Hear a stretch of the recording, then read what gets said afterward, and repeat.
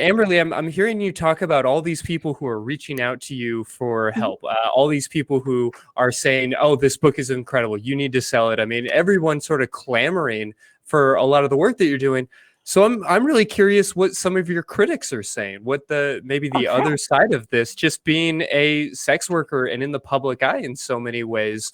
What kind of maybe pushback you've experienced? How dare you ask a question no one asks? I actually get a lot of criticism. I get people saying I'm taking advantage of sex workers, that, there's so much free information. I've actually been doxxed for that before. Um, People have put my real information out because they think what I'm doing is so wrong.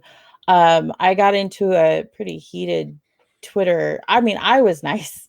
A pretty heated Twitter back and forth when someone was like, "Oh, you do phone sex? You didn't use your own images, like you were catfishing people." I've had other, and when in terms of teaching as well, I've had people tell me, "Oh, you're teaching because phone sex dead," and I'm like, "But it's literally not. There's other like companies that are springing up that are making a ton of money, like Sex Panther, and they're doing exceptionally well." And so that's a lot of the criticism that I get, and that's part of the reason I keep my prices low. My first book will always be free on Gumroad. Anyone just has to ask, I'll give it to them. All my other books are pretty cheap as well, and even my consultative prices. Like I also teach vanilla marketing as well. I work with YouTubers and Twitch streamers. I charge 10 times as much to my, actually no, 5 times as much to my Twitch streamers and my YouTubers as I do sex workers, because I know a lot of sex workers. Not okay, maybe not a lot, but there's quite a few sex workers that aren't, they, especially after COVID, they lost their vanilla jobs, so they kind of need this more. So yeah, I like to tell people, if you think I'm doing this for nefarious reasons, why do I have all this free stuff out there? So that's, I also realize you're gonna have naysayers no matter what you do. So Oh, no question. yeah. And it's worth pointing out that the sex worker community really protects itself by joining together and by sharing these kinds of things. And I'm just listening to your story of sharing so much information with so many people. And, I didn't mean to misframe it, but Oh no, really it's almost okay. sounds like you I didn't appreciate want it. to be doing a lot of this or taking this on, or a little reluctant in getting into consultation. So I just find it fascinating the way people will look to tear you down no matter what. Yeah, honestly. And honestly, anything involving sex work really Yeah. just gets more controversial by default, I feel like. Exactly. I'm actually of the mind we need more like, I'm not gonna say I'm the first consultant to work with models that was also a model. I would say I'm probably the loudest, but I'm also the loudest in most anything that I do. So this is normal. Par Um, for sure. but I'm seeing a lot more spring up now, because it used to be as soon as one popped up, everybody jumped on them and said, "How dare you take advantage?" And like that really people quit because of it.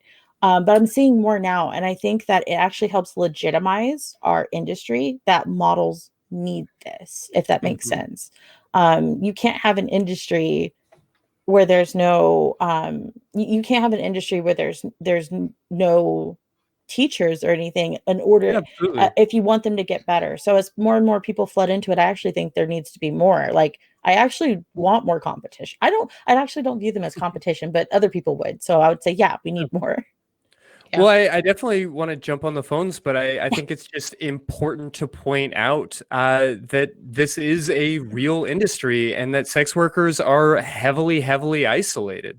They often don't have really control over the means of production in the sense of working with these organizations like Patreon or OnlyFans or these other things. Doesn't need to be that way. But it very often is, and you don't necessarily have a boss or an HR department or a coworker to lean on. So I just appreciate you being able and willing to talk to so many folks. I love it. Now that I've been doing it for 3 years, I'm not gonna cry. I'm good. Like this past AVN, it was actually hard going from my two different AVN, for those who don't know, is Adult Video Network. And every year we have this big convention in Vegas. And I was at 2 different booths that I was supposed to be signing at. It was hard for me to make my times on time because models kept coming up.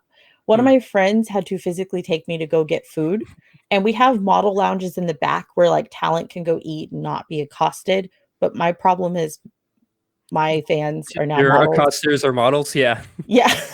Which if you're a model, it doesn't bother me. But if I am eating a cookie, just like understand, like I love you. I do need to eat.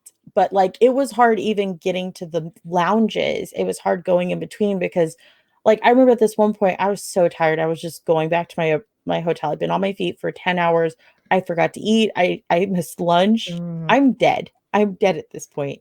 And I have to save myself because I presented on stage, which I was the first Black BBW on stage at AVN to present, which was really cool.